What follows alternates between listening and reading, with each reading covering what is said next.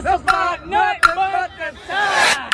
Flip, Bama, flip. Oh, I know.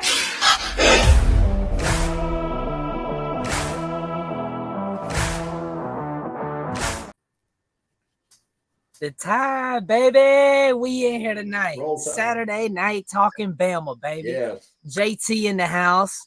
We got my man in the top corner up here, right here, boy. You know who it is. JB, the man of the people. In the building, Saturday Night Talk'n Bama. And we got my dog to the side of me over here, Chris. What's up, Chris? Nothing. Rolling with the tide, baby. Rolling with the tide. Glad to be here on a Saturday night. Great show lined up. Thank you for joining tonight. Hit like that subscribe button. Yes, sir. Who we sponsored by, Chris? Let the people know. Oh, yeah, we are. We cannot go without saying a huge thank you to our sponsor, our main sponsor, Workspace Solutions, workspacepros.com. I want to tell you tonight, if your business needs a digital presence, a full-fledged marketing team, SEO or more, they are who you need to contact today. Visit them at workspacepros.com. Shout out to them tonight for being able to sponsor this show so we can come live to you to talk Alabama football. As always.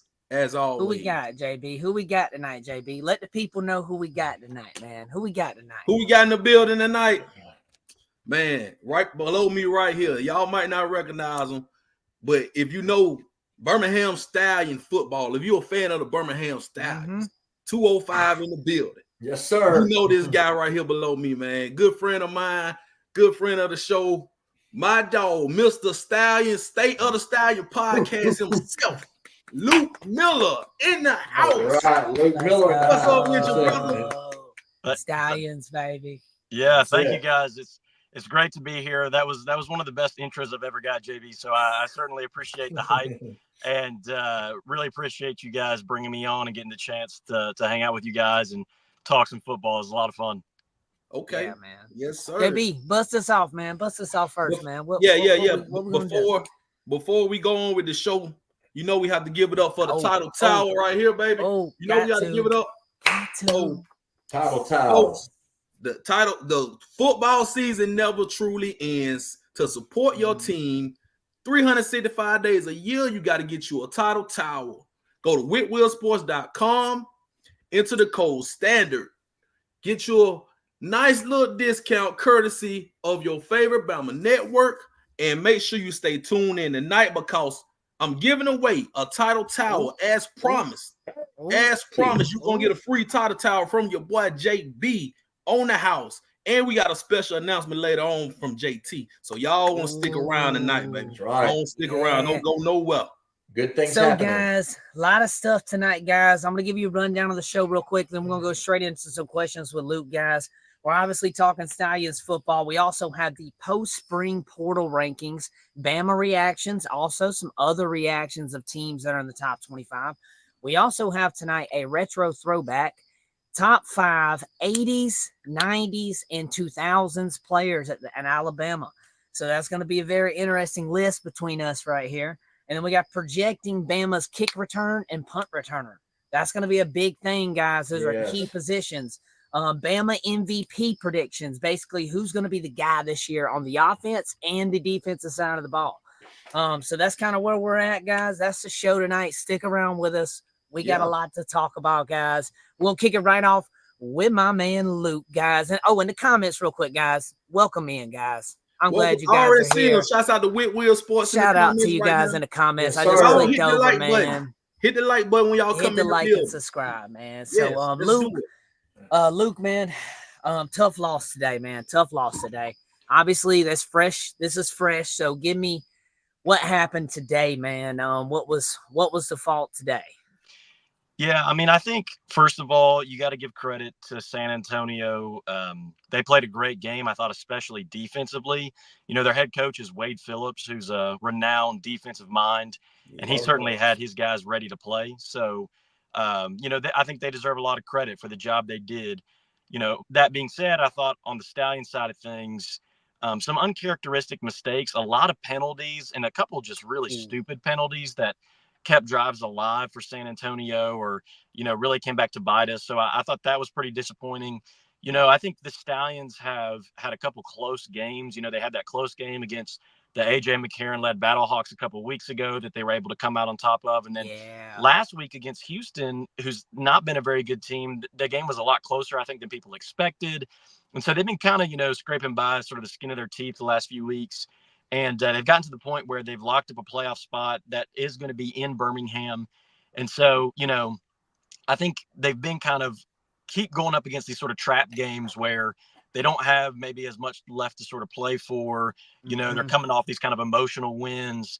And frankly, I mean, I think you guys can understand this being Alabama fans, but, the Stallions are sort of everybody's Super Bowl in spring football because everybody wants a piece. Game. Yeah, everybody wants a piece of us. They hadn't lost a game yet this year. They hadn't lost a game in over a calendar year. 15-game win streak. So 15-game win streak. So everybody wants a chance to say that they're the team that was able to finally beat the Stallions. So yeah, like you said, we're getting everybody's best game. And certainly, again, San Antonio deserves credit, but like they brought their best game, to earlier today. And the Stallions offense that was probably the most surprising thing. Only 9 points after putting up over 30 for 5 weeks straight. So got to get back to the drawing board and kind of fix some things.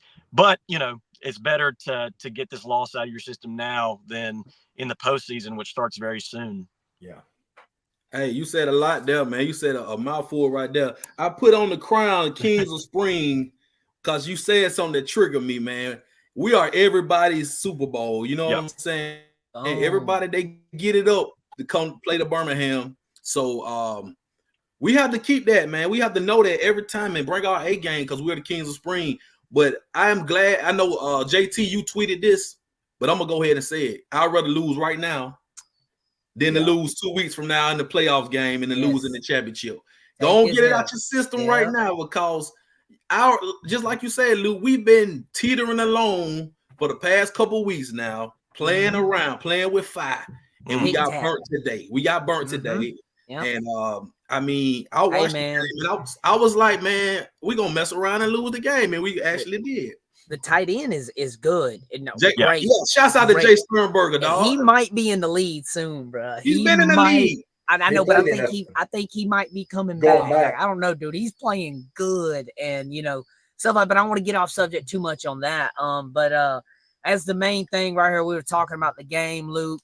Didn't turn out as well. But as the question kind of prompts at the bottom, can the Stallions 3-Peat as UFL champions? Can they do it?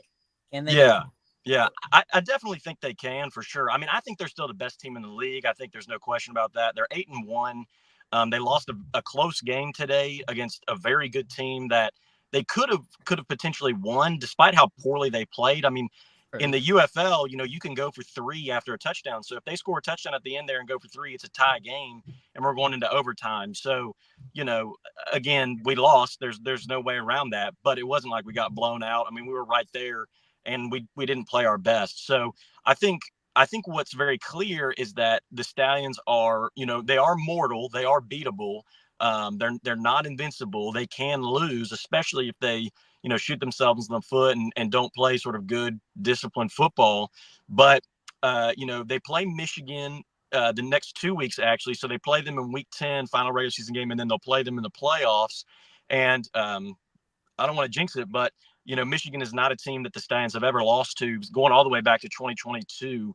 And Michigan's a good team, and I think they certainly have the potential to beat us, but I don't think they're nearly as good as San Antonio, who we lost to today, or St. Louis, who we might see in the championship. So those are the 3 teams we could potentially have to face, definitely Michigan, and then either San Antonio or St. Louis.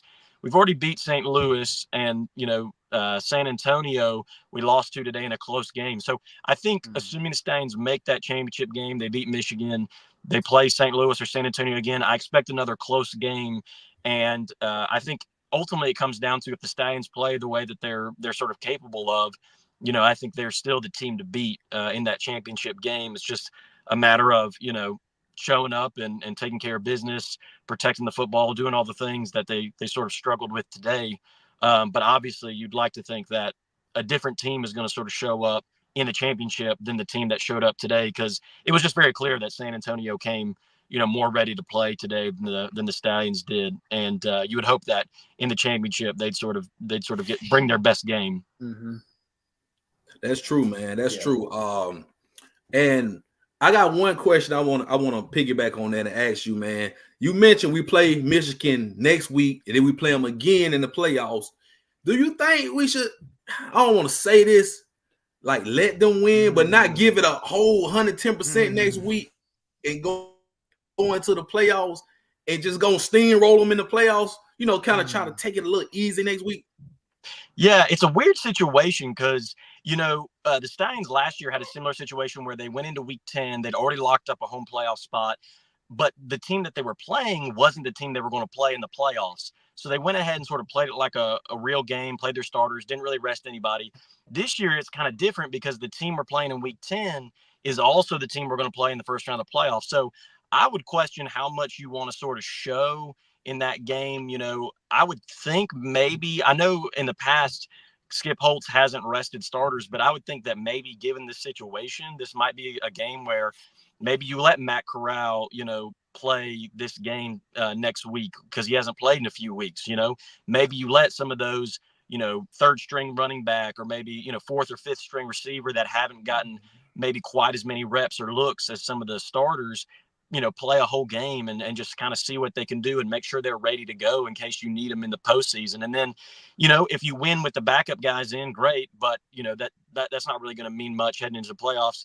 And if you lose with those guys in, then again, it doesn't, you know, nobody's going to lose any sleep over that because we're going to kind of bring our A game the next week with all our starters in the postseason. So, you know, I don't know. I'm really interested to see what the sort of philosophy is kind of going into that game.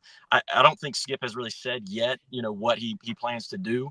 But to me, it feels like, you know, if you put all your starters out there and sort of play it, you know, full tilt, it just, you know, then you got to kind of go to the board and game plan again for the same thing according to plan. Then how's that going to affect the guy's confidence and all that kind of thing? I don't know. It's a weird situation, and Skip is a good coach, but I don't think he's ever had a situation quite like this before. So I'll be interested to see what he does. Yeah, man. I kind of think it reminds me of a quote from a movie, Red October, one of my favorite movies. I watched that where the commander of the submarine, you know, he's fighting, you know, this battle he's never fought for. And he said, you know, this guy, he won't make the same mistake twice. And I think of Coach Holtz in that same manner. Coach Holtz has been to the big dance. He's been to the show. He knows what it takes to make a winning team. We'll fix whatever we have to get fixed, and we'll be ready to roll through the playoffs. I think no doubt that Stallions repeat. I think you're going to see Stallions in St. Louis. I think will be the championship. I think we're going to go for the trio factor. As long as we keep it in Bama, I don't care who we play. It doesn't make no difference to me. It doesn't matter. I mean, because, you know, it's like the Rock says, it doesn't matter. It doesn't matter. So I'm Stallions all in. I think, you know, Skip Holtz, we take this on the chin. Sometimes it does a team good to lose one game like this right before the big dance. So it kind of humbles them a little bit, gets your focus back. And Coach Holtz will have them ready to play next week. All right. Yeah. So, Luke, man, something that I want to ask this. These are other fans that kind of have maybe tuning into spring games and watching some of this spring football right now, trying to see what it is. Is this for real? Is this legit?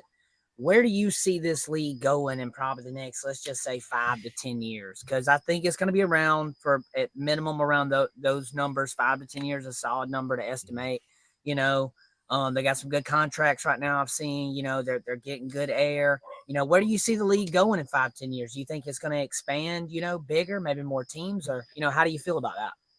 Yeah, no, I think the league, you know, this league is really well positioned with the people they have behind it in terms of Fox, ABC, and ESPN, obviously The Rock, and some of the others who are involved. And the thing is, you know, in the past, when other spring leagues have kind of got their start and you're building from scratch, that's sort of one thing. But this league, because of the fact that it was a merger of the USFL, which the Stallions were in, and the XFL, you really sort of got, you know, the best of what those leagues had built over a year or two and sort of got to bring it into this year. So, like, just in terms of the coaches, the players, the staff, the cities, like all the things that have gone into this league, I feel like it's a really strong league. And even just, I mean, the Stallions, I thought, had a great team and organization the last couple of years, but you can just tell even this year, the quality of the talent and, you know, not only the Stallions, but also the teams they're going up against and stuff. It's just continued to go up and up and up. And more guys, I think, are taking this seriously. And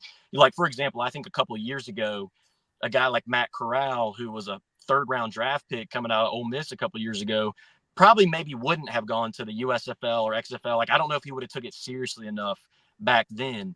But now, after a couple of successful seasons and after seeing the ways that this league has been able to get guys back into the NFL, he decided to take a chance on it and come play for the Stallions. And he's played well for us. But, again, we have so many good players. He's actually kind of become the second quarterback behind Adrian Martinez, who, you know, I'm sure is going to be in the NFL next year. So, you know, that just goes to show you the quality of players that have sort of wound up in this thing. And I think, you know, I do think we'll see a few more teams added over the next you know, even potentially in the next year or two, but if not, then definitely, you know, maybe 3 or 4 years down the road. I think I would like to see that. Yeah. I think, you know, the tough thing obviously is, you know, there's only so many good quarterbacks and offensive linemen out there. So, you know, I don't know that this league could ever get up to, you know, 20 or more teams or something like that. No, but I think you could definitely 12. You could definitely have, I think, 12 really 12 solid teams. I mean, I know it's maybe a sensitive subject for the show, but we could talk about some of the guys that got cut from the Stallions, including some really fantastic players from lots of different schools, including a school that we talk about a lot on the show. So there's more talent out there. You know what I mean? Like, there's guys sitting on the couch right now that should be playing professional football, and just for one reason or another, they're not in the NFL or this league. You know, things didn't work out for them either. So there's definitely, I think, enough talent out there to support at least, you know, a dozen teams total. If not, you know, maybe get back up to around 16, which is where they were with these 2 leagues separated before. So, so I think, you know, obviously you got to be careful. You don't want to, you know, expand out too fast and kind of, you know, pull the rug out from underneath yourself and, you know, get in too much debt or something like that. Because obviously these leagues, you know, have come and gone in the past and made some bad financial decisions and that kind of thing. So I think they've got to be, you know, you want to be aggressive and kind of build momentum, but you also want to be disciplined and not get too carried away with things. But I think over the next couple of years, you'll see them kind of continue to build on the foundation they've already got with some really great teams and, you know, fan bases and stuff like in Birmingham and St. Louis and some of these places. And then, you know, continue to kind of grow that out. And I think, you know, probably in 5 to 10 years, if this thing is still around, then I think you start to see some more conversations about, is there a more formal partnership in some way with the NFL? I mean, I think that's kind of got to be the long-term goal is, you know, even if the NFL doesn't own it or something like that, can there be some kind of sort of formal partnership? Yeah. Where like something similar to that. Exactly. Which I like it. It's done good. I mean, look at Alex. He played at Green Bay last year, backup quarterback. I think he's still going to be there this year, if I'm not mistaken. He is. So I mean, he got some playing time when I think Jordan Love got banged up a couple plays, or they was up a little bit. I watched some. He played a little bit. So, you know, that's good. That's good. That's good for the game on both sides. You know, JB, Chris, y'all got anything else for my man Luke? I just want to add, man. I just want to say, shouts out Bo Scarborough. He retired a Stallion, you know what I'm saying? Bama legend, Stallion legend, 2-time champion with the Stallions.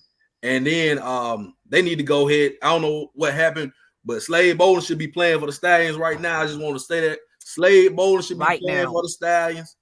And but you know, it is what it is, man. We gonna support the team regardless. Exactly. I mean, and Birmingham will do a great job. You know, winning produces something. And the NFL is looking at the Birmingham Stallions. They're going to pick several players. I got to think some of these players you see this year, you won't see probably next year. You know, Reuben Foster. I mean, you put Reuben Foster as a Stallion. Bo Scarborough retirement, Alabama. I mean, it's just a pipeline to the NFL. In Birmingham, I'll tell you what I'd like to see, and this is throwing it out there a little bit, Luke. I'd like to see the Stallions take on the NFL team just in a scrimmage, just see how well they would do. Give them a preseason measuring stick. Maybe an interleague, maybe an intra-league, you know, preseason game between some of these teams in the NFL. Let's see how they do. Preseason roster, because we don't want like starting NFL talent. I think it would be. I don't know how that would level out. But the preseason roster, I like that idea because you give other guys a chance, and you're gonna have rookies. Other guys out there fighting for a shot, so it's going to be a bunch of different. And like guess what else too? You'll be able to see all those guys who play on, you know, the UFL teams. maybe they have them a great game that day and they get signed, get called up. You know, it's a lot. This league is on the up and up, man. And Luke, you do a great job with the Stallions, the State of the Stallion podcast. Make sure y'all check this man out. Follow him. Yep. It's real quick, Luke. Drop all the socials where people can find you real quick, man, before we move on. Real quick, Luke, tell us where we can find you at. Yeah, so on I guess we call it X now or Twitter. It's just I couldn't make it State of the Stallions because it was too long apparently. So it's just SOT Stallions. But you can search State of the Stallions and you'll find me on there. And then also on Instagram, Facebook, TikTok, Threads, all that kind of good stuff. And it's just at State of the Stallions, kind of the whole thing there. And then you can find my podcast on YouTube, State of the Stallions as well, or Spotify or Apple, if you listen on one of those places. But pretty much on any of those, if you just go search State of the Stallions, it should come up. Yeah. And also just want to say one quick thing. Hey, if Birmingham, if we get to this championship, I want to encourage every Alabama fan to come to Birmingham and support the Stallions. Yes. Come here and let's get behind this in-state team. Let's pack that stadium out. Let's get these Stallions another championship. We keep Alabama on top. Hey, Luke, we play June the 8th, right? Yeah. So that's the playoff game, Saturday, June the 8th. It's at, I believe, 2 p.m., I want to say. After Texas. Bama fans. Come on, Bama fans. Let's get in there. I'll be there. My daughter's birthday. I won't be there, bro. I'll be there, Luke. Miss that one. We need to get that game. We need to get that game. Let's pack it out. Your daughter's more important, but if you're not your daughter's birthday, then I expect to see you there. Sorry, buddy. It is. That's all good. That's all good. But Luke, thank you for coming by. Luke. Appreciate you, brother. We appreciate your time. We're gonna bring you back too, man. Just stay tight. After we win the championship. Yeah, that'd be awesome. Celebrate. Or we're gonna have a championship show, one of the two. I don't know yet. We'll figure it out.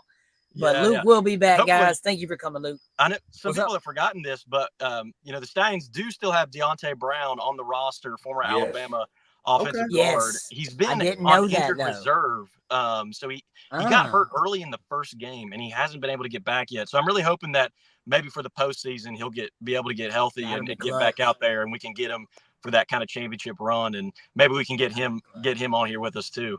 Amen. No, that'll be that'll be y'all dope. Follow Luke on everything, man. Luke, also, I want you to drive safe, man. Luke is traveling. He is a true fan.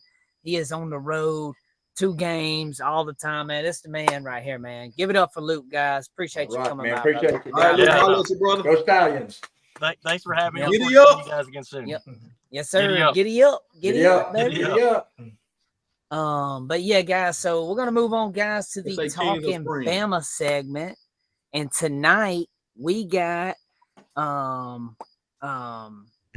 Chris. There he goes. There he my is. man. Hello, guys.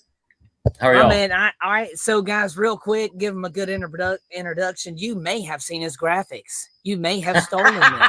You may not have tagged him. They may have been on your Facebook page. This is the man.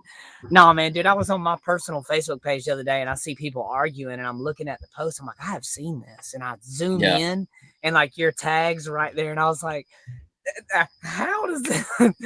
But, yeah, man, welcome in. I've had enough of them. I've had enough of them stolen over the years just from doing it. Because I nerd out about college football in general, and I love doing those deep dives. But I sometimes for the most part, I don't really care if they get stolen as much anymore.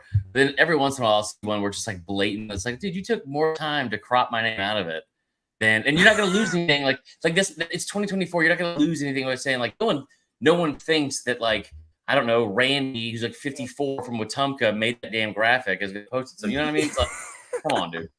No offense to Randy. No, you're right. No, you're right, man. That's why I DM'd you that one day, and I was like, "Yo, man, saw your graphics, bro. I'm gonna tag you. I just want to use it." He was like, "Yeah, dude, go ahead. Boom, boom. Yeah, no problem, bro." But glad you coming by tonight, man. JB, Mr. Chris, right here, guys. I don't know if Chris isn't on Twitter, so I know that. But good for you. Chris right How's here, that man. being mentally healthy? Well, how's you Chris, on Twitter though? It's 2024. I don't know. But we are talking Bama ball, guys, and so one of the first things we're going to talk is the post-spring portal college football 25 kind of power rankings. A lot of people put them out. I just kind of grabbed one. it's going to kind of be whatever your personal opinion is somewhat with these teams anyways. I'm going to run off this one right here. This is from Andy from On 3. He has Ohio State, Georgia, Bama, Oregon, Texas, Michigan, Florida State, Notre Dame, Ole Miss, and Kansas State at your top 10. So Ohio State, Georgia, Bama, Oregon, Texas, top 5. He has them in that order. I think that is that is kind of crazy. A lot of people's laughing at the Bama. Not my 5. But go ahead. We're just gonna throw. I'm not picking on his. It's just when I saw that was kind of a lot of people were talking. It created a lot of controversy. And I said this. We were talking the other night, and I was like, if I had to give a top 5 right now, I'm going Ohio State. I feel like on paper they do have the best team right now. We got to go the best team on paper right now. We don't know too much anything. Okay, for right now. Okay. And then you can argue Georgia and Texas. And then I'm putting Oregon, and then I have Bama at 5. I want to see what Bama can do. We don't play good when we're 1 and 2 anyways. I like us at 5 and 6. We play gritty, and it's a little bit better.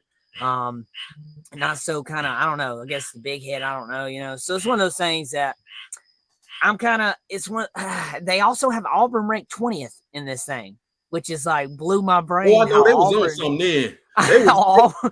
Auburn was above. They put Auburn in the top 25. They was on that flocker. Somebody sick. Who made that from On 3? I'm sorry. You got Auburn in the top 25, bro. For what? It's Andy Staples. Come on, Andy. Come on, brother. JT. Chris Williams. Oh, they go Chris Williams. I know. There goes Chris. I'm fixing to give it to you. I knew that to get Chris Williams. There he goes. What's up, man? Here it is. Here's your top. Here's your top 5 from the great one right here. Okay. All right. I've got Texas number 1. Oh. Ohio State number 2. I've got Georgia 3, Alabama 4, and Oregon 5. Okay. I like Texas's roster a little bit better than Ohio State. Ohio State's got a lot of new faces. Texas is returning a lot of starters. They've got returning quarterbacks, pretty solid. They've added Isaiah Bond onto their roster. Yeah. Well, whatever the case. Yeah, I agree. Can't say that on here. But I know, but I think Texas is just a touch better than Ohio State roster-wise. That's why I picked them over Ohio State. Ohio State's going to be good. They're going to be good. Georgia may have something to say about that, but we'll find out.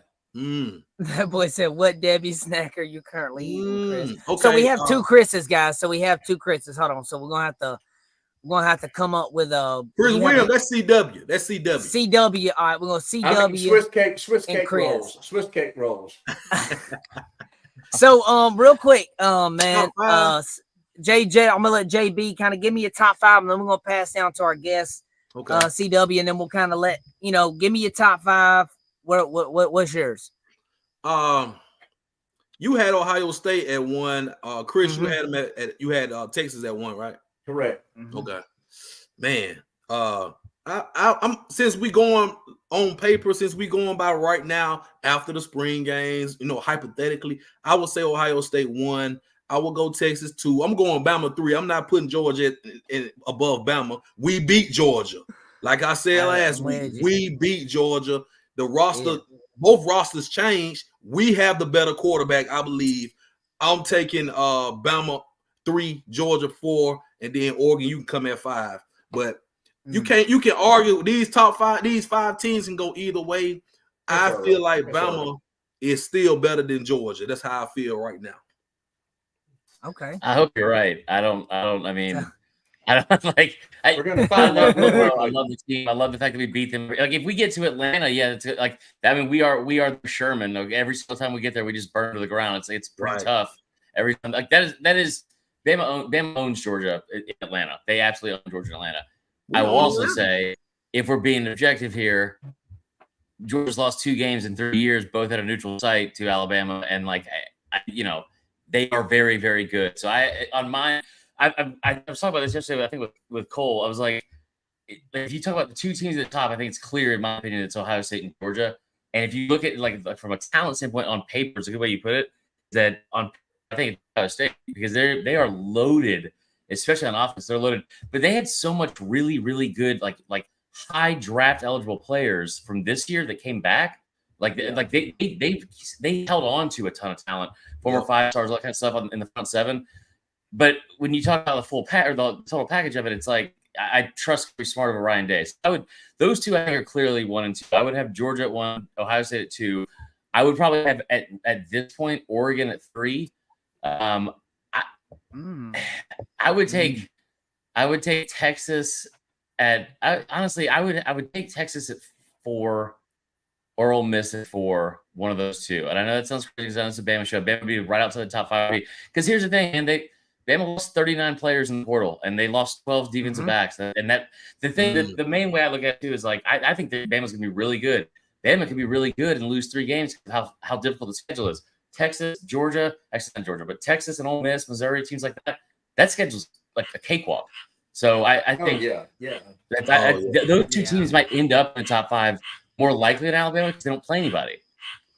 Well, I'm just grateful we're not starting at number 1. I don't want us to start. I think 6, 7, we ball better when we're down there, work our way to the top as the season goes on. Then when we smack Georgia, when we smack Georgia and we get them out of the way, then we can move up and make a statement. Yeah. I like that too. Yeah, I like that. Yeah, Herb asked in the comments, he said, where are you guys ranking Ole Miss and who many projects number 3 in the SEC? Ole Miss is going to be good. They're going to be there. Can I say one thing about Texas? I'm not as hype as everybody else. Go ahead. Go ahead, Chris. And I don't think you're wrong, by the way, Chris, about Texas. I think the roster is incredible. But here's what I keep coming back to with Texas. A year ago, for a decade straight, the entire narrative of Texas was they're never going to be back. They can't win the big one. They do the least with the most every single year. And then one season, they get 12, 13 wins, whatever it is. They go to the college football playoff, and all of a sudden it's like, oh, you know what? Texas is now mainstay in the top 5. They're about to come into the SEC. They lost a ton of talent, especially at receiver. They did. They lost a ton of talent on the defensive line. So, like, I love Sark. If he can stack seasons, I think that'd be great. But, like, I love Isaiah Bond. I'm really grateful for what he did late November last year. He is not A.D. Mitchell or Xavier Worthy, in my opinion. No. Okay. Yeah. Makes sense. Yep. We'll see. He lost Worthy and A.D. Mitchell. And the tight end and Whittington. Damn sure did. Yep. I think Quinn Ewers is going to have a good year. I think him and he's Bond, good, man. Quinn Ewers is going to be tough. He's hard. Yeah. When they're playing at Austin, he's going to be hard to beat. Dude, and they got I don't know how they walk into the SEC and Sankey gave them the schedule of at Vandy, Kentucky at home, and Mississippi State at home. Like, what the hell are we doing there? Yeah, they're walking to the big time, and they got a banana split schedule. I mean, Georgia got one of the weakest schedules in the conference. I mean, Georgia's playing. I mean, they're playing Baker Hill and Midland City. Their toughest. Georgia's team they're playing us in Texas. That's it. And Ole Miss. That's who they. And that's 2 losses. They do play Ole Miss. Ole Miss, and they got Tennessee, and they got Missouri. That's 3 losses. There's 3 losses I didn't know for Georgia. Yeah, Georgia's got it. Dang. And they also open with Clemson. And they've got to go to Texas. Yeah. If Clemson smacks them week 1, you imagine college football world just flip, dude. And I'm going to tell you, I'm putting them on upset alert just for the simple fact, Dabo Swinney has lit a fire under Clemson because the fan base is on him right now about the way Clemson has gone. And I'm going to tell you, the trustees are on him. Don't be surprised with Clemson's, the people they got.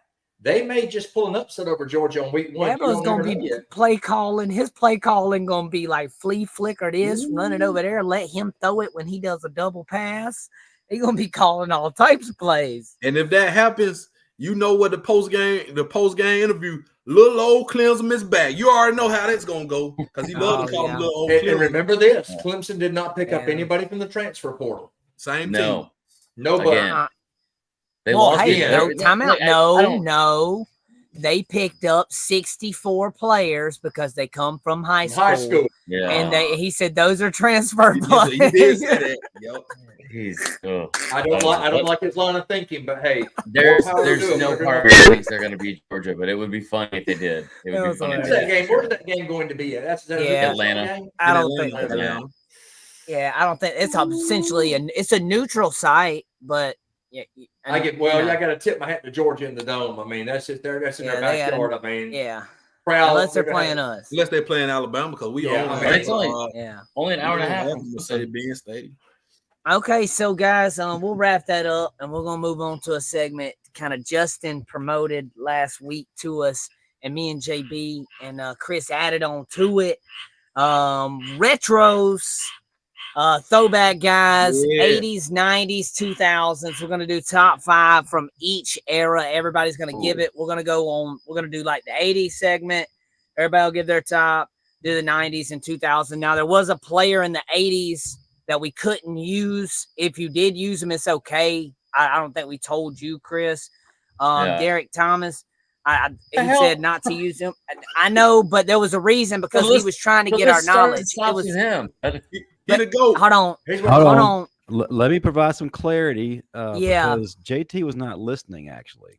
Hold on. I said last week to take a player from the 80s, 90s, even 2000s, and according to need, offensively and defensively, who would you put on today's team? Yes. I said don't pick the obvious Derek Thomas. So I didn't pick that was for that, but I didn't pick him. But I did. What you're doing here, by all means, DT, he's the GOAT. Yeah, he is. No, he is 100%. There's no there. So guys, I'm gonna let we'll kind of go up. I'll let Chris up top, me go, JB go. We'll let bottom Chris go, then come to me, and then we'll go to the 90s. Let's not call me bottom Chris. I don't really love that. Well, I didn't. No, did he? No. Young Chris. I'm old Chris now. No, hold on. All right, so Chris, what's your like initial? What's initial right here? All right. You give me Vern. CB, and CW. CM. Okay. Old man, young fella. Okay. Boom. So all right. What I did is I took the top offensive and top defensive player from each era according to need. That's the way I did this week. From the 80s, offensively, Bobby Humphrey. No doubt about it. Bobby Humphrey was a GOAT, man. Bobby Humphrey was bad. Yes. He's solid. He's your yard maker. The defensive guy from the 80s,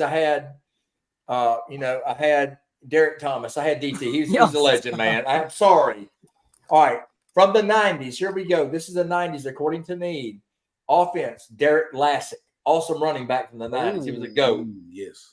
Defense, George Teague. It's legit. 92 championship team, defensive back, George Teague. From the 2000s, I take defensively Minka Fitzpatrick, one of the top dogs ever. And then on the offensive side, I'll take Derrick Henry. Yeah. I got a little bit of Baltimore Raven represent going on tonight. Okay. So I just took top offense and defense from all three. I'm glad you went first. All right. So Chris let us off. So then we got JB right here. JB, give us on the 80s and what we got, man. Man, he took my Bobby Humphrey pick. Sorry. Yeah, that's who I had. I got a couple of them. Yeah, he went Bobby Humphrey. Since we wasn't gonna take Derek Thomas, I took Cornelius Bennett, man. Cornelius Bennett, yes, sir. Cornelius Bennett, one of the best players of all time. Ever to touch the grass. I got Cornelius Bennett. Offense, I had Bobby Humphrey for offense, and I don't know who else to pick because you took my only offensive player I had on the board. But do y'all remember Saran Stacy though? Oh yeah, yes. I take Saran Stacy, bro, because he played in the late 80s. And he was a dog, so I'm gonna take Saran Stacy, man. Stacy was a beast. 90s offense, Deuce, Derek, the Deuce. Easy. You got to go Derek Palmer for offense. Defense, did you take George Teague? George Teague, he did. Damn. Give me Antonio Lango, man. Give me Antonio Lango. A goat, man. He got the most interceptions. Though he still got that record for the most interceptions. I do. He has 19 picks in his career, is what I have right here. Yes, Antonio Lango. Yeah. I'm going Antonio Lango. And then for my 2000s, see, I didn't go too far in the 2000s. I went from 2000 to 2009. So yeah, I did too. Defense, let me go Rolando McClain. Y'all remember Rolando McClain was that dog. He was that boy on defense. And offense, I'm gonna go Julio. Greg McElroy. I'm going Julio. Hey, you said Greg McElroy got the autograph right here. Right Love there. it. I Oh, saw him sign it. That's legit. I saw him sign it. Boom. Yeah. Yeah. Shout out So to this is Michael based Roy. off needs Go for ahead. this year. So Chris, give us 80s, 90s, 2000s offense, defense based on needs for this year. Who could we use from those eras for this year? Mm-hmm. I don't know any other 80s players when I was growing up. You could reuse it. You could use I would some of them. say, I mean, so like Bobby Humphrey would make most sense. How about I'll give you a deep cut on this though. And I'm pretty sure he only had a couple of games where he played, and I'd keep him against a good pick too. Kerry Good, strictly because of what he could do in the return game, as well as the running back that he's underrated. I would love to say Gene Jelks. He's also from Stone Mountain, Georgia, just like me, but he also did some shady things with the program, so it wasn't the best. Defense, I love Bennett. Like you're not going to take DT. I think it's definitely going to be Bennett. How about from the 90s? I don't think we need a running back because I think we got a stable of running backs this year. Love the Deuce pick, but since you guys use those, I would say Freddie Millens because we need somebody that's like electric like that, maybe in the slot. Maybe that's what Brian Williams ends up being. Defense, secondary. I can't get over how much we need help in the secondary. Or I would think that if you guys Langham and Teague, either Fernando Bryant or Deshae Townsend, maybe a defensive back. Oh yeah, Browns. Yeah, we need help. Really like good. Sam Shade would be a good one too at safety. That whole secondary from the 1994 season was really, really good. I'm trying to think here. The 2000s off of this for what we did on this team. I mean, like Prothro would be if he's healthy would be because I just think like that positions. Oh, you know what? The 90s. I don't know how I missed this. Chris Samuels for left tackle. Oh hell Bama yeah! Bama gave up 49 sacks last year. Is the most in program history. So I would say Chris Samuels at left tackle. 2000s. Give me. Shit. I'm trying to think what So we many need. to choose from. You said Provo for offense. I mean, like I like y'all's picks too. They were. I mean, for a while there we just weren't. We didn't have any great players that were great. Like I don't know. Like Sean Williams was awesome, but he wasn't like like this little player. He was just good for us at the time. I would say off of those teams, Julio is probably the right pick at receiver. He's just a difference maker, right? Defense, I love that Rolo pick. That was good. I will say instead though, Javi Arenas for God dang! He took your man. Dang, bro! Everybody wiped my whole defensive list off the 2000s. You should have gone last. You should have called me But bottom Chris. That's what happens. I'm sorry, Chris. I didn't mean it like that. Paying the price. Marvin Constance's a good one too. Marvin Conson for the Niners. Hold on, guys. I was gonna make sure Marv got in there and D'Amico Ryan's in there. But I'm gonna go back, guys. I'm gonna run through the 80s. A lot of it got bit off, but I took a lot of different notes on the 80s. I went alive in the 80s, but I did rewatch a lot of stuff from my pops for the 90s. And did a lot of studying. So 80s for me, offense. A lot of people might know this. Al Bell. Wide receiver. Yeah, number one. 37 catches. Yep. 648 yards, 8 TDs in his season. 1985 season. Really, that was his best season. Really good, shifty type of guy. He'd be really good on offense. Defense, linebacker Thomas Boyd. During Thomas Boyd's career, he was in the back-to-back 90s and the 70s, but he did play in the 80s. He had 120 total tackles in the 1980 season. Okay. So Thomas Boyd will be really good at that linebacker. I know we have Lawson in them, but we could use him as a DN basically and put him on the edge, and he would be really good right there. Really good tackling guy. 90s, Deuce, you took that one from me. George T. I learned about him my whole life from my dad. Like, he was a huge T fan. But guys, if I got to do this, give me Sean Alexander, which would have been our first Heisman winner. And also, if he didn't break his leg, like I said, he would have been our first Heisman winner that year. He went crazy. Sean had 2 1,100+ rushing yard seasons back to back. So yeah, give me that money. On the defense right here, I know y'all was saying DB. A lot of people went DB on this. I'm gonna go a different approach here. Give me John Copeland. Yeah. Dude was a beast on the line. I feel like we could have some pressure there. I feel like the pressure on the 4. If we get pressure with 4, the DBs can be mid, and they're good. It helps their game elevate easy when you get pressure with just 4. So I think that'll help out a lot there too. Going into the 2000s, everybody kind of took those from me. It's okay though. I got one for you. Super diehard Bama fan here. I It's got a this lot to memory choose on lock. Give me DJ Hall, baby. Give me DJ Yeah. Hall back-to-back 1,000-yard seasons, Yeah. 60-plus catches, 06, 07. Also, give me on the defensive side, Mark Barron. I want a headhunter. I want a big hitter. Yeah, I I want love a guy that. coming down, Cam Chancellor, boom, hitting you. I don't have a whole lot of stats on him because I didn't pick him. Y'all wipe me clean, but I do know Mark Barron off the top of my head. Him and Justin Woodall. Justin Woodall would have been another one. Yeah, I love DJ Hall, man. DJ Hall, one of my favorite players growing up. I remember going to my first game. That was one of the first players I like knew as a kid. Like, and I was like, oh, dude, like DJ Hall's that dude. And now you look back at it now, you know, after going through the Saban era and stuff like that. And if you had DJ Hall somewhere would have been in there with Saban, man. Oh, man. Also, I was thinking in the 2000, Terrence Mount Cody on that defensive line. Big Cody. The only thing, the game is past. The only thing, the Plug- game now is past that by a little bit. I think it would, you know, third down, you know, wedge stop type stuff. But the game is, we were talking about that the other day.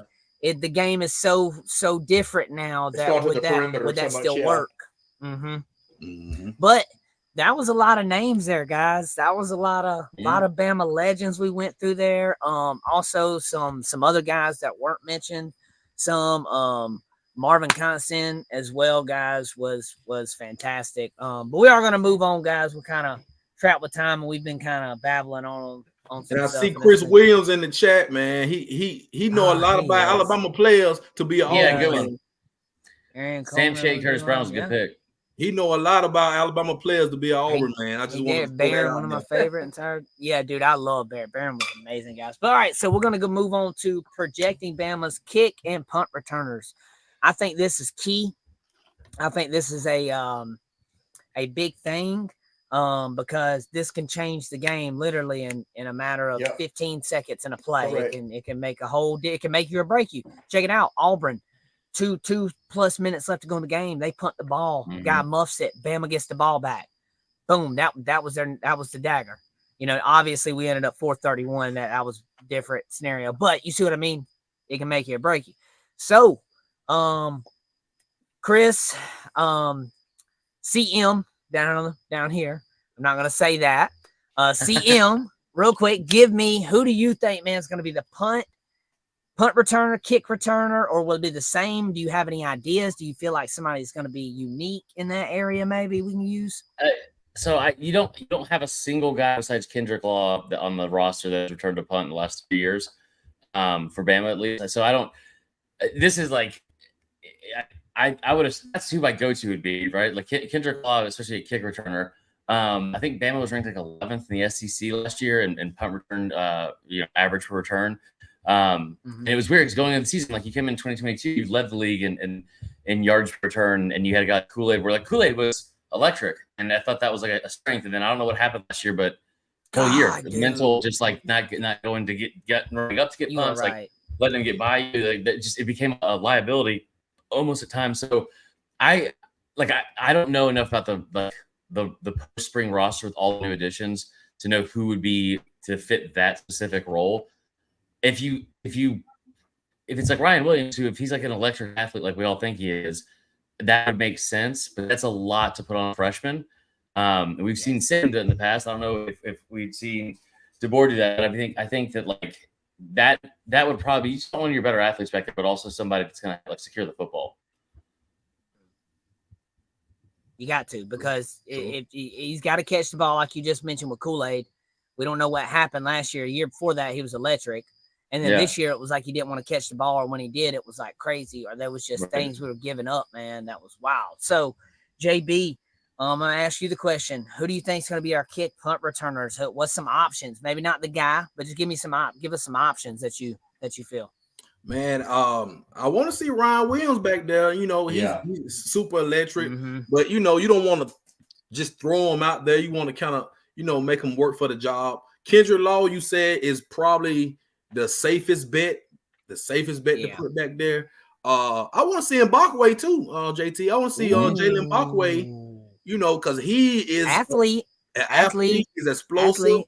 and he can make some things happen. So Mm-hmm. we really, and I don't want to kind of put a running back there. But I know we have before put running backs back there, but I mean, at kick return, damn, that's a good question. Who returned kicks besides?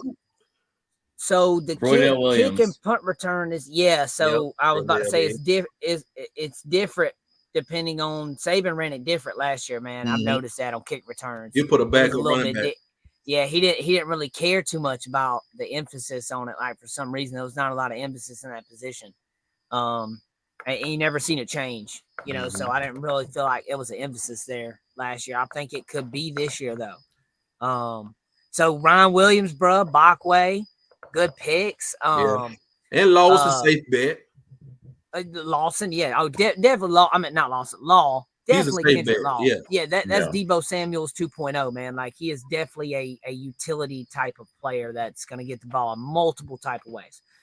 Chris, who we got, man? Projecting kick and punt returners. Who you feel, maybe? I'll tell you. I hope if he matures fast enough, I would like to see at some point in the season Ryan Williams get in the mix. His speed is going to be big. It's like Chris said, it's a lot to throw on a true freshman. I mean, you put him in the speed of the game is faster. Mbakwe was one. Somebody that's not been mentioned I really like. He's got good hands. Kobe Prentice. He's got good hands. Good hands. Yes, you got to have somebody who's got good hands and who's very shifty. Hands is everything. And also, this guy's got a little bit of kickoff return experience. He's made a couple of bobbles. Jeremy Bernard. He did it at Washington last year. He dropped one or two, but he is extremely electric in the field. When he can move. He's got good size too. So I would like to see a mix of, I think that's still a work in progress. I like Prentice. Kendrick Law is also in the mix, but you got to have somebody with hands. Hands are essential on punts and kickoff. Yeah.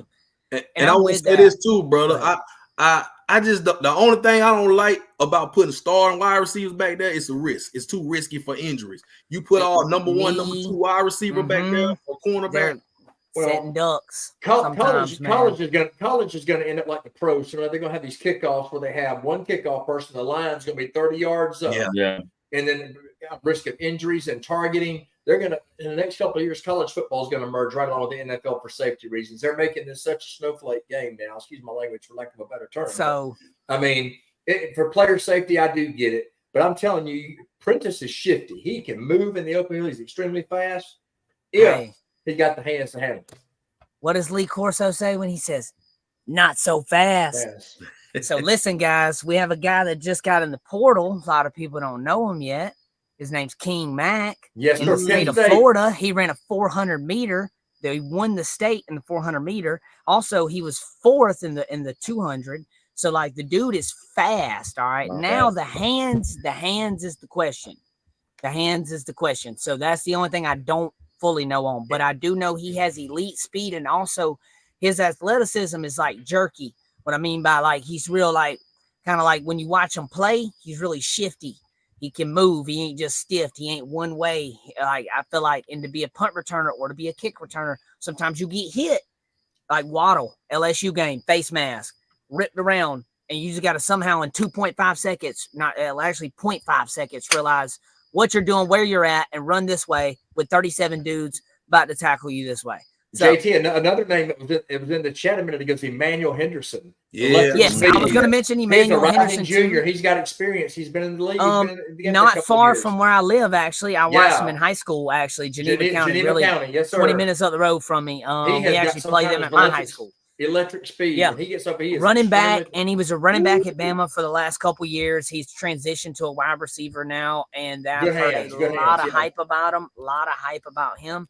A lot of people are mentioning him, so that could be a potential. Ryan Williams, obviously, everybody has kind of said that because of the reason, but what JB said too.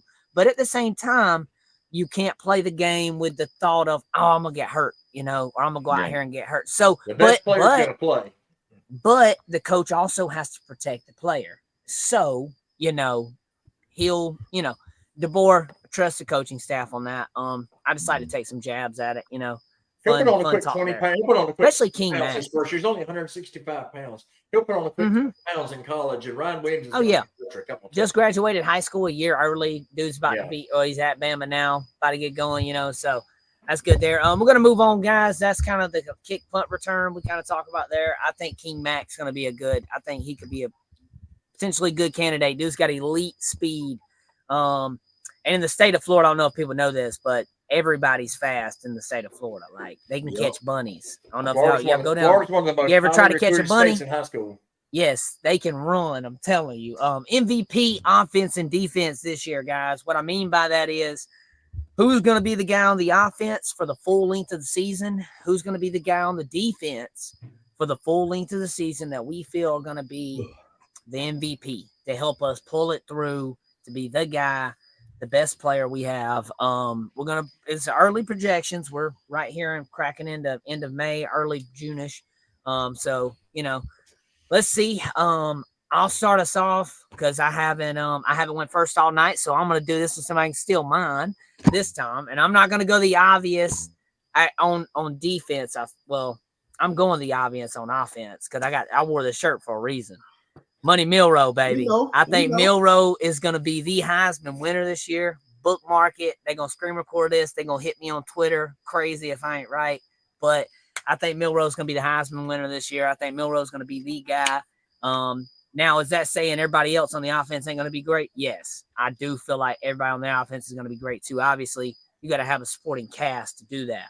So, Milroe on the offense for me. I think him and DeBoer, man, people are undermining this so much right now, and they're really not understanding that leap that I think we're going to have at quarterback. It's going to be crazy. On defensive side of the ball, this is wide open in my opinion, because the 4-2-5, the scheme now is watching the ball more than actual different things that Saban had. So they're going to be watching the ball more. So you can probably see a DB possibly getting looked at on this right here. And I'm going Malachi Moore. I think Malachi Moore will be the guy on defense for us. I think he's going to be the head honcho. I think he's going to be the guy to kind of, you know, hey guys, let's rally behind. If they ain't wearing crimson, you know, the rest. I'm with Malachi on that one. I think he's the guy this year on defense. He's senior year, came back again, could have went pro. He came back to Bama. He stayed when everybody else left too, man. That's just so much respect there. So yeah, those are my MVPs, guys. We're going to pass it over to our guest, Chris, right here, and let him give us his MVPs real quick, and then we'll go up to JB and then co-host Chris. And, yeah, hit us out, man. So, Milroe's the obvious answer. So I'm just going to give a backup answer to that just in case. Because I do think Milroe is so slept on from around the country, and people really don't give him nearly enough credit as a passer of how good. Kid hasn't lost an SEC football game. Kid played behind an offensive line that gave the most sacks in the history of the program. They gave up 49 sacks this year, which is more than Oregon, Washington, Michigan, and Georgia combined. That's crazy. And the fact that people want to crap on this kid all the time, it makes me so frustrated. That Rose Bowl game, you have 32 of the 65 total snaps were off target. Anyway, he is my MVP. Wait. Say that again. I didn't know that. Say that again. That's a real stat. That again. 32, yeah, I've seen that. 32 65 snaps in the Rose Bowl were off target. Yep. Wow. Yep. So half. So when you start a play, when the coach says, "Hey guys, here's what we're gonna do. I want you to go out here on this field and perform this." What's the first thing you have to do to start an offensive play? Is snap the ball, and that's the first thing we couldn't do. So anyway, I think that he gets. He does. He has some things that he could work on. And early in the season, I think that the nation tuned in on like the Texas game, and they were just like, they were so ready to hate on him anyway. They were just like, he sucks, and it couldn't be further from the truth. But I will tell you, just to be different on here, I think that the receivers are going to put up like really good numbers in that offensive core. But the one I think that's going to be really good is going to be the running back. And it's going to be Jam Miller or Justice Hayes. Yeah. You look at we talk about like throwing the football all the time. And everyone thinks like it's such a pass-heavy offense. Dylan Johnson last year for Washington had 16 touchdowns and 1,200 yards. So I think that's somebody. I like Jam Miller to catch the ball out of the backfield more than Justice, but I think they're both going to put yards. Defense, I love Lawson, love the secondary, but I love Lawson. I'm gonna say though from the MVP, I'm gonna say Jihad Campbell because he is just he's not the alpha of that defense because of Deontay Lawson is, but Jihad Campbell is everywhere. I mean, he's everywhere. He filled in a couple of those games last year, like when he wasn't starting, and he was an immediate impact and just always around the ball. So that's what I had for my defensive MVP. Chris, Tennessee, and he grabbed the Auburn muff too. You just said he's everywhere. Yeah, the ball, he's where those ball, and those are two biggest plays of the season for us. Yeah, Tennessee game was awesome. Yeah, man. Y'all see, I see what you did, JT. You went first, so nobody would take your pick, and then Chris then went around and took my pick. You know what I'm saying? I took like 5. Yeah, I know. Robbed everybody. Oh, but it's all good. So if y'all want to leave me, I'm sorry, Chris. I don't know who you gonna have left to pick, but on offense, let me take Jeremy Bernard. I'm gonna take Jeremy Bernard. God! For my offense, I think he goes 1,200 yard receiving or better, double-digit touchdowns. I'm taking Jeremy Bernard. And on defense, man, I was going to take Malachi. I was going to take Campbell. One of them 5-star edge rushers has to take a step forward this year. I know. I agree. Golly. Come on, give me Lawson, man. Give me Lawson got on number 0. Robbing me, man. Agent 0. He got on number 0. Baby. He better Agent produce. 0. Lawson got to lead us in tackles this year. I'm sorry. He got to lead us in tackles this year. He got to. Headhunting. I'm calling out. I want Lawson to step up and lead us in tackle, be the defensive MVP, and I want Jeremy Bernard to be the leading receiver and be the offensive MVP. So go ahead, Chris. You take the left. Dig deep, baby. Dig deep, baby. Take Here we go. You guys left me a couple of bones, man, on the plate. But I'll tell you somebody who my gut has just not been wrong about this kid on offense, and that is Justice Haynes. There's something about this kid that's special. He's special. I think, yes. And but I'm telling you, the MVP race is going to start week 3 with Georgia. That's when we're going to really see how good Milroe really is when he plays an elite defense, or Wisconsin and Georgia. I like Justice Haynes. I like Bernard. Thanks a lot. Appreciate that, JB. No problem. On the defensive side of the ball, I agree with Chris. Jihad Campbell, hands down. I mean, he is a ball hawk. Our linebackers are going to be set. But I'll tell you somebody who's going to be a quiet noisemaker, and that's going to be Keon Sapp in that secondary. He's going to be a quiet noisemaker before it's over with. He didn't come to Alabama. He didn't come to Alabama to count cards, I can promise you. So I like Justice Haynes on the offense. I like Jihad Campbell on the defense too, or Sapp. I think Sapp is going to lead us in interceptions. He's good. I could see ball, get ball, baby. That's the motto I feel like this year, especially if you listen to Malachi Moore after that interview when he said it took him a couple weeks to realize it. But it's more of watching the ball and getting the ball than it is what it is before. So, the 4-2-5 schemes this year. 4-2-5 people, and people just real quickly going to say this offense is very transitional. It's very transitional. You can rotate, flex, switch to 3-4, 2 high safeties. You can move around. I'm telling you, if we stay healthy, that's the key. We've got to stay healthy. We don't have if we lose by attrition, we're done because we have nobody really deep. But if we stay healthy, we have the capability to be one of the best teams in this country. I'll tell you. Yes. Yeah. So we need Justin real quick. Final boss. We're summoning you real quick, Justin Riley. We need you out front. There you go. I need Bama MVPs. Give me offense and defense. Bama MVPs on the spot. All right, that's fine. It could be somebody we used already, but I want to hear yours. No. The thing is, y'all are complaining about who's stealing who, and I think one area, Chris, bottom Chris. Stop. No, sorry. Courtney is in the chat, and she is. Courtney's really going crazy in the chat. Yes, she has changed your name in her phone. So. Raj said I can no longer give nicknames. I have no more authority for nicknames on the show. Yeah. So, but Vern Funquist, I have to piggyback off of you. The biggest glaring need is for us to get better on the offensive line. Last year, that's not Bama. It's not even in the bad years, even when we were on probation, even when we went 3-8. in 2000, even when we went 4-7 in 2003, our offensive line still had them dudes. So my MVP offensively is going to be Jaden Roberts. He is the head dog. I know Tyler Booker gets a lot of nods, very understandably so. Jaden Roberts is the alpha, and he's going to lead an uprising across the front there. So, and Milroe is going to have a great year. Yes, he's somebody you definitely want to pick from a cosmetic standpoint. Everybody's looking at the numbers. Everybody's looking at the flair.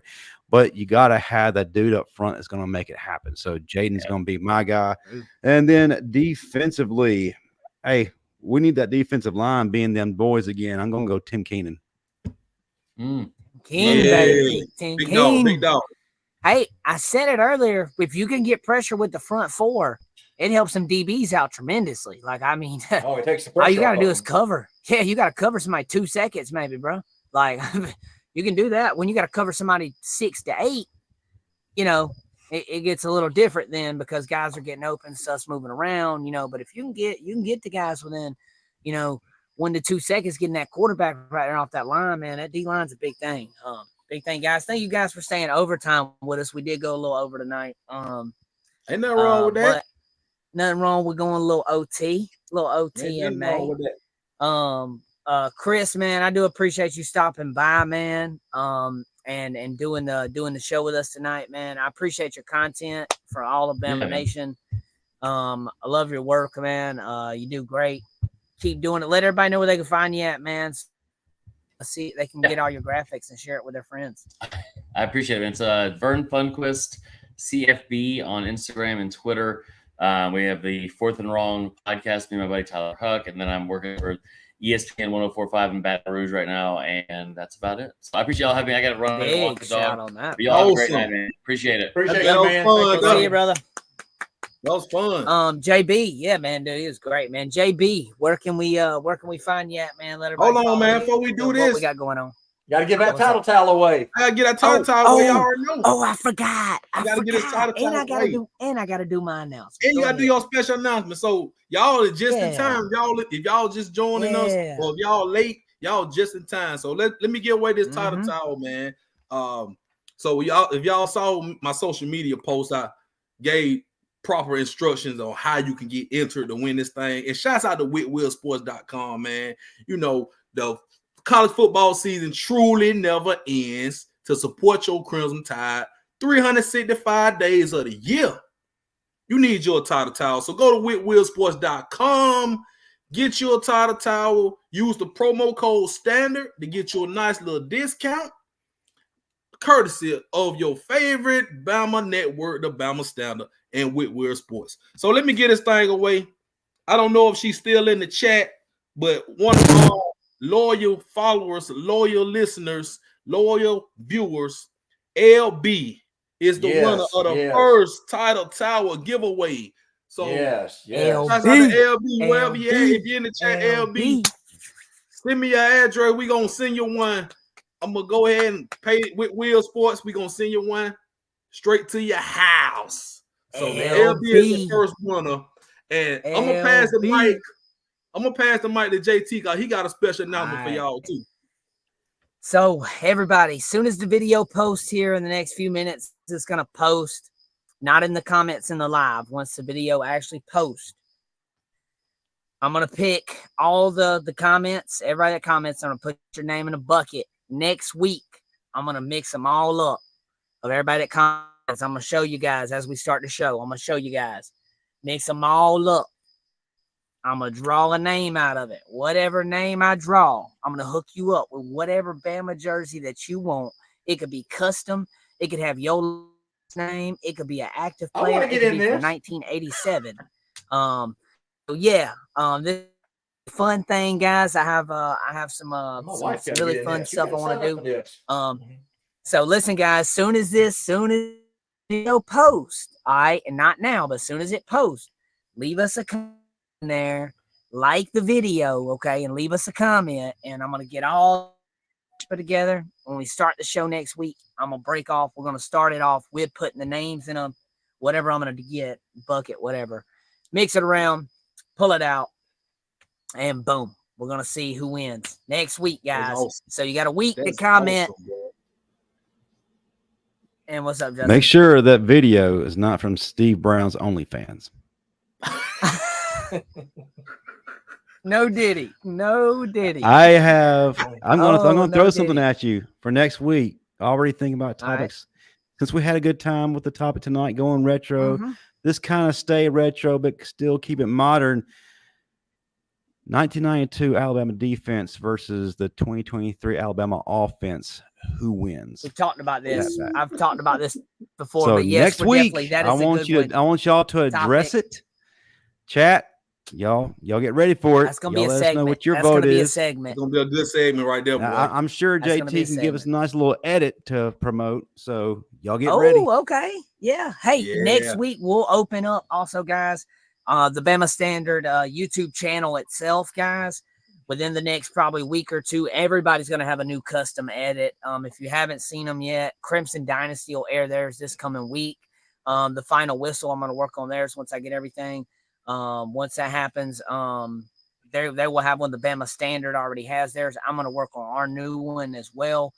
Next week, I'm going to do us a custom one just for the 92 2023 edit. I'm going to do us something for that. We're going to open up the intro with a whole different intro theme for our main topic next week. We're going to go deep in dive on the 1992 defense versus the 2023 offense.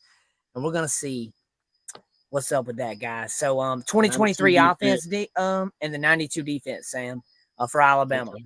And also, guys, real quick, don't forget when this video posts in the next few minutes, we're about to end, guys. Once this video posts, leave a comment on it.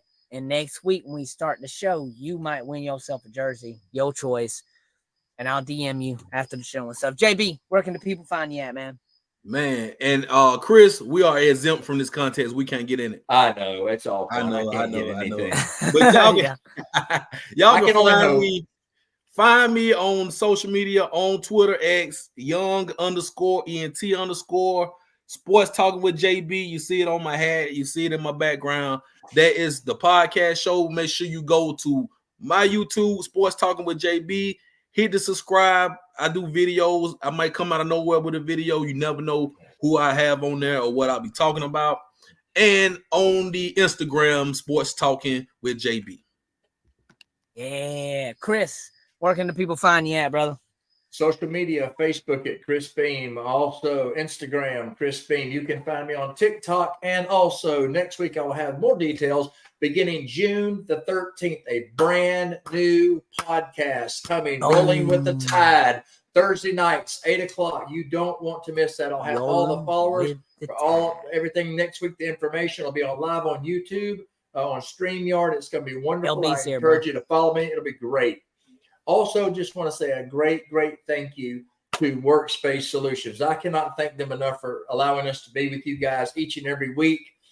We are brought to you by Workspace Solutions. If your business needs a digital presence, a full-fledged marketing team, SEO, or more, they are who you need to contact at workspacepros.com. And Title Towel.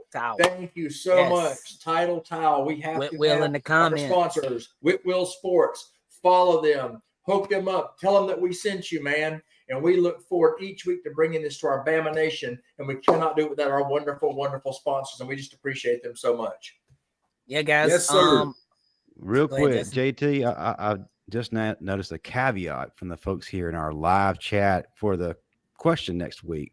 92 defense versus 2023 offense. Which rules are they playing by? The rules from the 92 knock era your head off. or the knock your head off. Okay. Knock your head off. So there you We'll go. play in there because we don't need to change it for them. That was their style of ball, So, but the offensive guys, they don't. I get. Yeah, we'll have to play. Yeah, that would be unfair to do it the other way, in my opinion. You got to do knock your head ball. Yeah, this is it. Okay. So Yeah. with that being It's bust your head said, ball. make your It's decisions. 92 rules basically. Yeah. So it'll be fun to be good. LB, you won, by the way, girl. JB. Yes, you did, Gotta see you that LB. towel. LB won, guys. Hey, guys, we're going to end it off here, guys. But follow me on TikTok, Roll Tide Nation, guys. Got a bunch of edits coming out, bunch of hype videos. Been working really hard on them. Also, follow me on X, Twitter, whatever you guys call it, at IamJGlaze. Hit me up, guys.